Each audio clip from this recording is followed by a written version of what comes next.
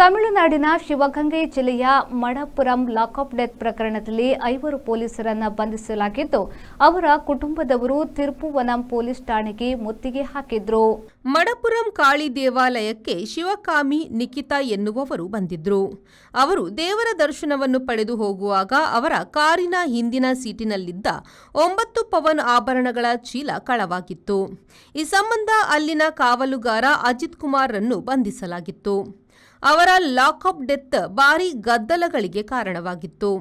ಜನಾಂದೋಲನ ಅಧಿಕರಿಸುವ ಕಾರಣಕ್ಕೆ lockup death ಆರೋಪಿಗಳಾದ 5 ಪೊಲೀಸರನ್ನು ಬಂಧಿಸಲಾಗಿದೆ.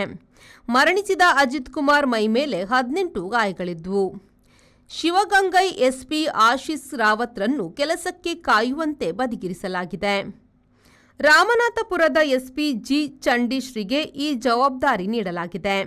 ಹೆಡ್ ಕಾನ್ಸ್ಟೇಬಲ್ ಕಣ್ಣನ್ ಮತ್ತು ಪ್ರಭು, ಗ್ರೇಡ್ 1 ಕಾನ್ಸ್ಟೇಬಲ್ ಪೂವಂಡಿ, ಆನಂದ್, ಶಂಕರ ಮಾಣಿಕತ್ತಾನ್ ಬಂಧಿತ ಪೊಲೀಸರು. ಜೀಪ್ ಚಾಲಕ ರಾಮಚಂದ್ರನ್ ಅಮಾನತು ಮಾಡಲಾಗಿದೆ. ಬಂಧಿತ ಪೊಲೀಸರ ಕುಟುಂಬಿಕರು ಠಾಣೆಗೆ ಮುತ್ತಿಗೆ ಹಾಕಿದಾಗ 1 ಗಂಟೆ ಉದ್ವಿಗ್ನ ಸ್ಥಿತಿ ಉಂಟಾಗಿತ್ತು. ಆಮೇಲೆ ಅವರನ್ನು ಸಮಾಧಾನ ಪಡಿಸಲಾಯಿತು.